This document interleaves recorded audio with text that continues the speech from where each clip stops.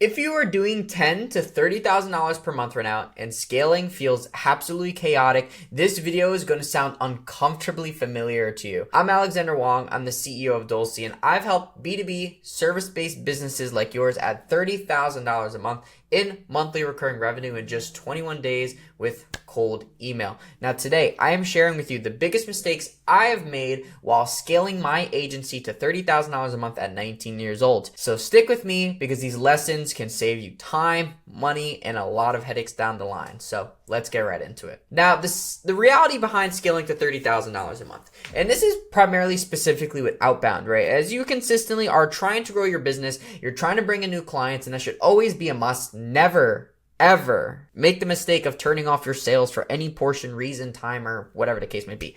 Most important thing here is, even if you are a newer business popping up with Outbound and you haven't made your first 10K with Outbound yet, it always seems that is that initial goal, right? You always think 10K is hardest part. That's what I need to get to. But the real lying thing is after that point, that's actually easy. When it comes to maintaining this 20, 30 consistently month over month, each time having the right sales process, the right converting funnel, it ultimately is what is going to help keep you consistent at the stage so you then can branch to 50 and 100, right? So once again, my journey did not start with cold email or an agency or anything to do with business. Actually, as a matter of fact, when I was 15, 16 years old, I was working as a server in a restaurant, putting close to, it was really 60 hours a week doing doubles Tuesday through Saturday. And I was making around 5K a month at the time, 6K a month. And at that time, that money felt good. I mean, what expenses does a 16-year-old even have? So I literally had a portion of time, I had a safe just full of cash because I didn't know what to do with it. And with all this money, I realized that, hey, if I could do this simply in high school, there's no way that I would go to college to do the same or worse. Or also understand that, wow, this money has given me significant time, significant freedom, and leverage. So in January 2023, I launched a social media marketing agency called Dulce Media. And like most beginners, I was figuring out stuff over time. Probably I've came from an Iman Gaji video. You all know the $20 million flywheel VSL. And that ultimately helped me start that SMMA business and try to grow it through website design and social media management. And then over time, I wanted to transition that into lead generation because I wanted to get clients for myself. I literally would walk door to door, business to business on trying to scale and grow. And I got really tired of that after a certain point. I was in high school. I was going to the gym. I was doing a business. I was working at the restaurant, and I was getting my real estate license. So there's no way that I ran out of time to drive to all these places, put together a mock-up, and hope that there's someone interested in it. So what I ended up trying to do is, what is a cheap, efficient channel that I can get started with at my level to grow my business? And that's where I landed on cold email. And once I started getting results in, I didn't like doing the website design work, to be completely honest, at scale. So I started to focus on now specifically teaching agencies and doing this for other B2B service-based businesses to help grow and scale. And by the end of 2024, I was at $30,000 a month with my cold email lead generation. Now, here's the hard reality truth about this is that most people do not talk about how fragile that 30K is. Yes, you're hitting that number, but how many sales calls are you taking? How much time do you actually have to fulfill? Where are all your expenses going? Because now you have to have CRM, sending tools, software, masking, leads. And hitting that number is one thing. And like I said at the beginning, keeping it is another. So I made that serious mistake that almost literally broke my business after we hit that threshold, right? We went past 30 and my clients started to feel stretched out, right? Systems started breaking, error upon error upon error within all of these things that we were trying to develop in-house throughout the year. And revenue started to take a sharp turn the other direction. And at this point, I was all the way back down to 20K a month.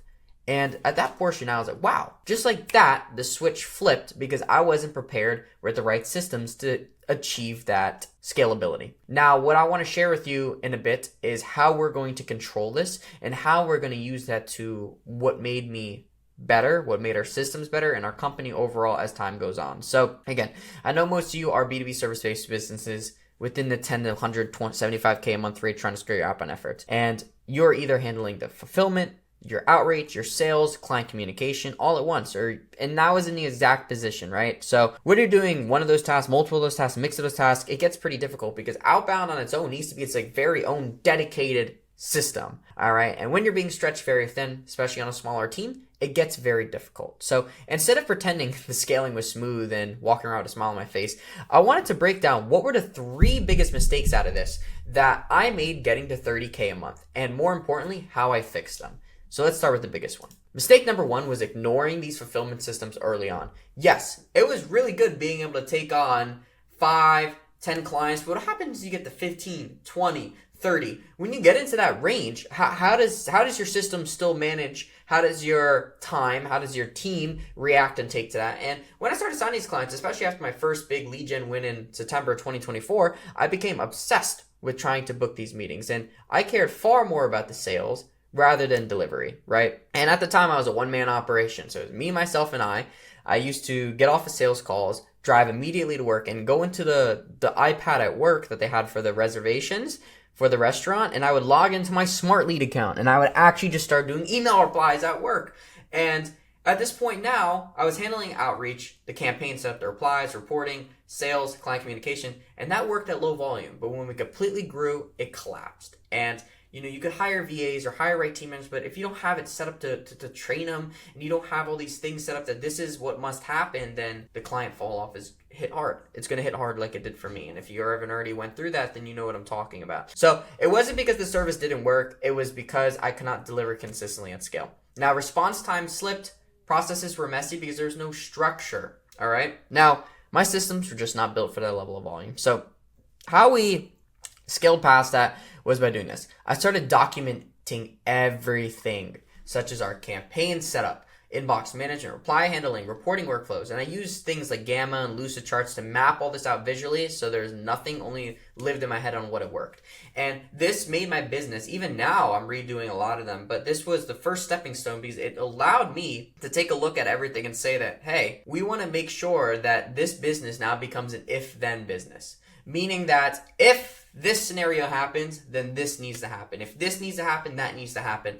And now, when I come into even a very rare scenario, I have an SOP built out for it. So if that scenario comes up, boom, that's exactly how you solve it.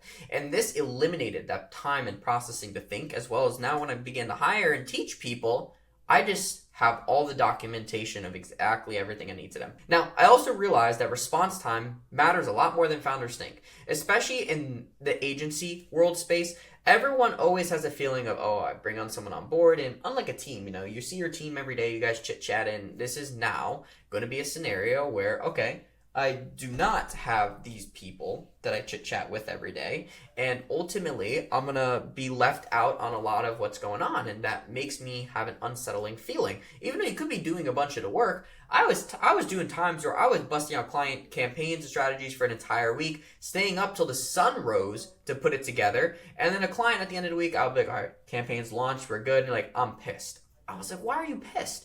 And they would say, listen, I feel like we did nothing this whole week. And I was ready to explode because I was trying to explain to them. I was like, well, we did this, this, this, and this, and this. And I realized that they don't know that. And now I have to communicate that because now daily communication is important. And also client expecting those replies within 5 to 10 minutes during your working hours is also what's very important. So you need to find a proper balance to try to keep up with that while you're scaling and protect your time as well. Because ultimately, if I'm in the middle of a deep work task through my maker days, I don't want to have to dive into, all right, this client just responded, I got to stop everything that I'm doing to do it. So I hired these team members specifically to protect fulfillment quality and response speed. Now, this is very, very important, and this is where all your time and energy needs to go when you are making this decision. I would first try to keep fulfillment last to hire for, but in this case scenario where, hey, I need to bring on these people now to help me with this, you need to spend a lot of time training and setting them up properly because replacing fulfillment is a lot harder than you think, and it's not going to be so much a hire someone overseas and say, all right, here's the SOPs, go get the job done. It's not as easy as that, especially with cold email or whatever your business may be, right? So once again, if you're at 5, 10K a month right now with a handful of clients, you should already be planning how you would handle 10 or 20. And it's really important because you set this groundwork now, you set the expectations right, and you make sure, very importantly too, that you also don't bring on bad fits because there's time and time again where somebody might be willing to pay you. I've had people wanting to pay me my 4K a month retainer or whatever the deal may be. And I just, in my heart, I knew they wouldn't be a good fit and that they would be more of a headache to have them than it was to take their money. And you have to protect your integrity and your business in that fashion because you could say yes, you could bring that on. They're not going to get the results, or they might not get the results, and then they're going to be mad. And then what's going to happen if they charge back, if they slander your name online? There's a lot of details that follow below that you just do not want happening. So do not wait till you're overwhelmed, because that was also the biggest mistake I made. I waited until things broke before they got to fix it. And while I spent so much time fixing it, everything else just kind of collapsed on top of it. So at this point in stage, you want to make sure that you have everything set up in place. You understand. And remember, you're still building a business. All right. Whether it's your first time, whether it's your second time, third time, however many times you're doing this is always just something that you have to take into consideration at the beginning. Now, once again, if you are a B2B service-based business doing 10 to 175K, there's so many different components of cold email that is a little bit crazy to stay on top of, right?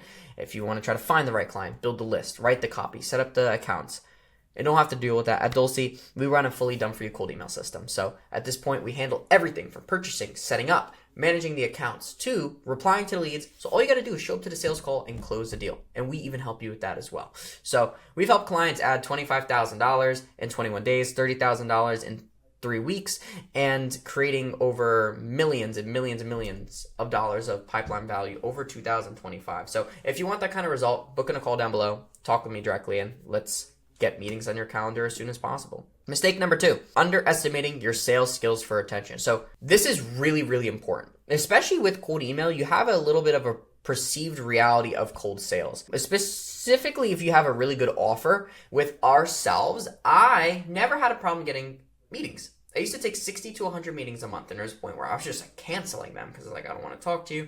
I know you're not going to be a good fit, and I was just winging it off volume. But the thing is, I realized that when I was setting them up with expectations, when I was going through the process, when I was passing them along to onboarding and things like that, there'd be a lot of things that would fall apart. Now, once they were onboarded, I assumed they were in on me. And that was a huge mistake. So I fixed this by now relaying to them when they're onboarded, I continue to sell them. Not monetarily wise, but I continue to sell them on me and my service. Because even though they paid, does not mean that they're not skeptical, right? And you want to keep these clients around as long as possible. I mean, hey, they're paying a monthly investment each month. So keeping them around for longer and longer periods of time is what we're aimed to do. I have some clients who's been with me since I opened up the business, right? And that's an incredible feat to say in itself that a lot of people don't get to say. I've had some lead gen clients who've been with me for almost 2 years now, right? And they're happy, and I'm happy. Now, this is really important. When you onboard them, the whole expectation process needs to be set up properly. So in this portion, I had trouble with retaining these clients and upselling them because the expectations weren't set at the beginning. And I mean breaking it down to literally to a point where a 4th grader can understand. Because even though we're in business, and even though you expect people to understand that things take time or things need to be set up, whatever your process is, it's really important to say to them that, hey, this is what's going to happen exactly. This is what could happen. This is what couldn't happen. This is what to expect. And you set all those outlines there because I've delivered some of the best results I've ever in my life. I had a client booking 60 meetings a month. And they're like, hey, I think we want to cancel. I was like, what? And they're like, yeah, it's too easy. We could do it ourselves. Or we couldn't close the deals. Or they weren't showing up. So all these things, these clients could still win. You could do everything right. And that's a huge mistake I made in the beginning is I was doing everything right to keep these good clients on board.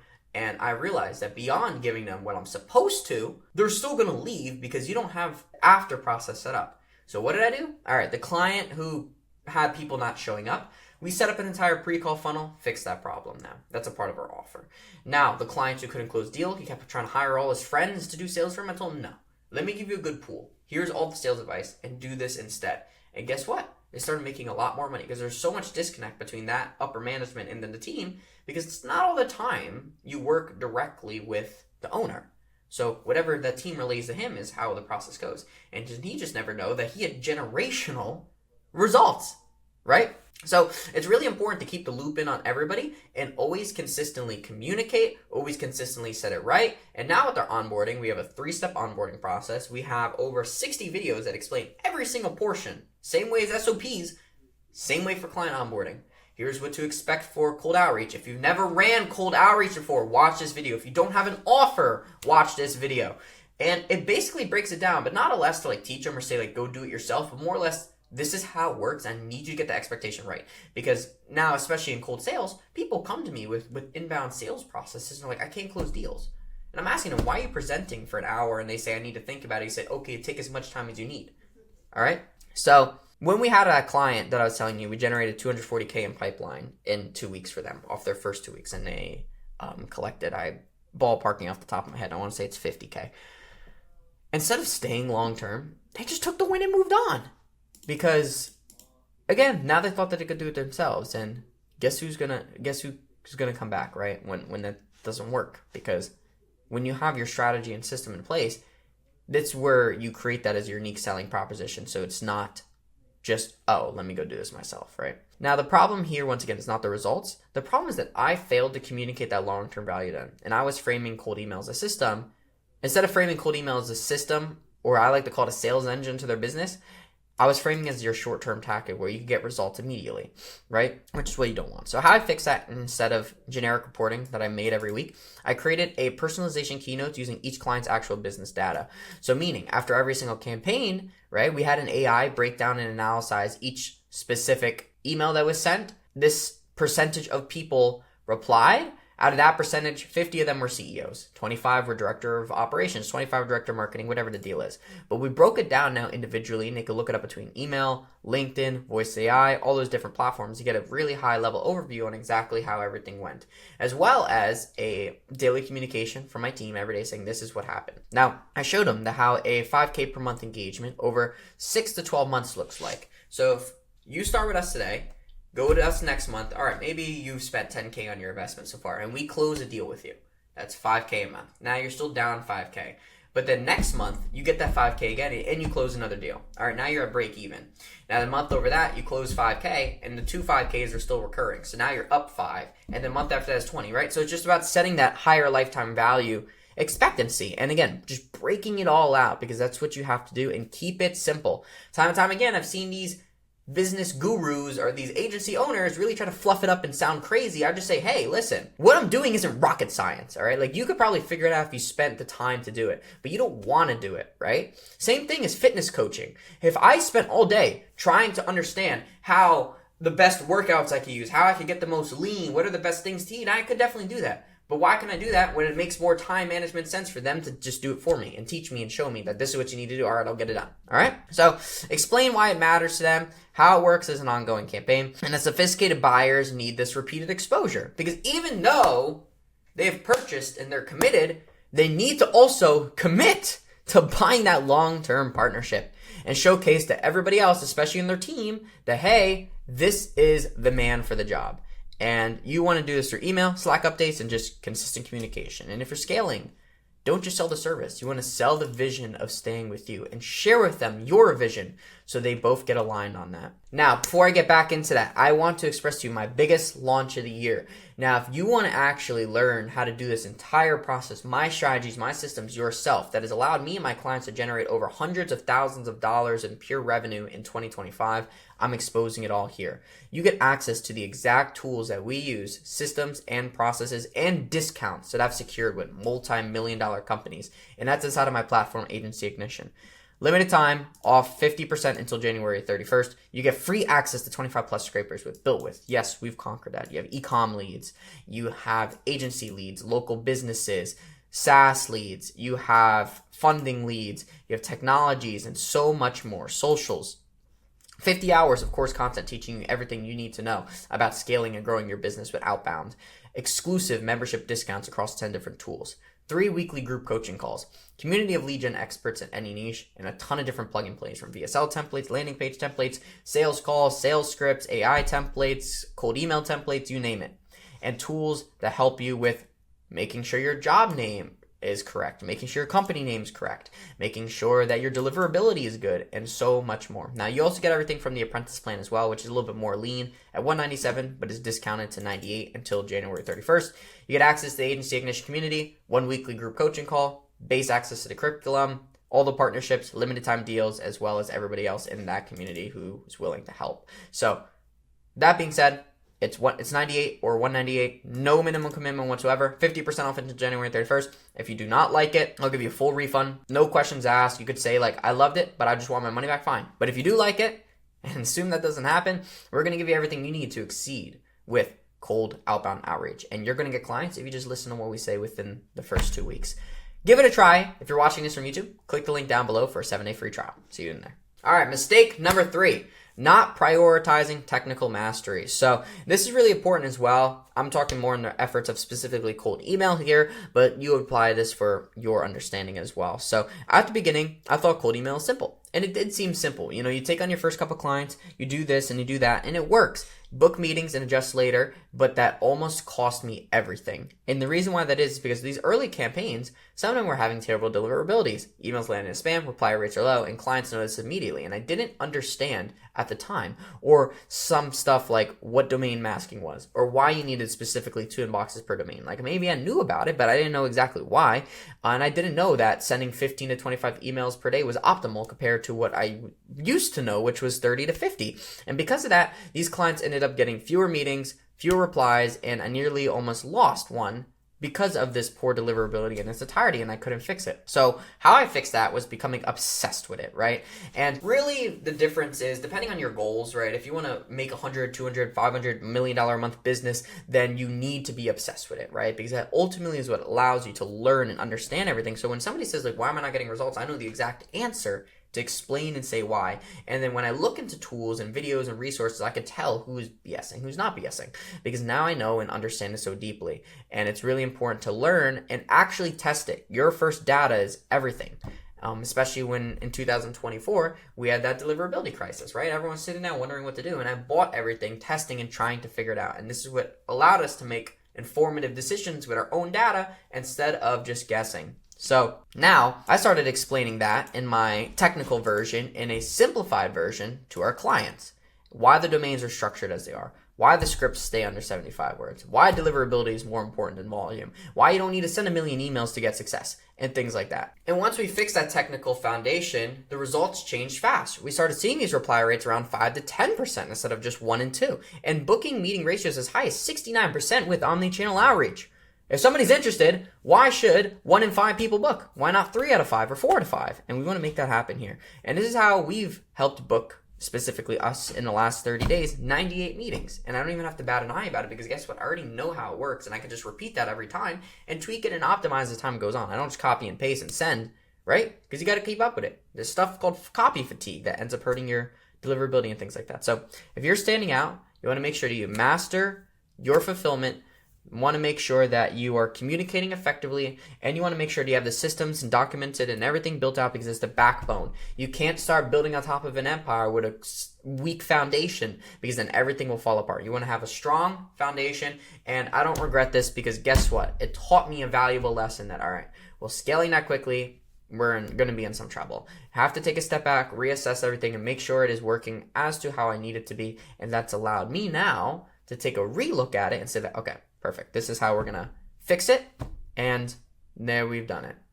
And it allowed me to mentally reset as well. I was like, all right, I understand that if I try to hire this specific position or if I try to do this again and obviously it didn't work, I need to understand why it didn't work. And when you understand why it didn't work, you automatically now get the idea of, all right, now I know the answer to that. And now I know how to avoid that for next time. So with that being said, if you fix these mistakes, scaling to 30K a month becomes far more predictable. Stronger systems, better retention, and infrastructure cuts out all the chaos. And that's really what it is. Like I said, I want to keep it very simple because when you're growing a business, what is growing a business?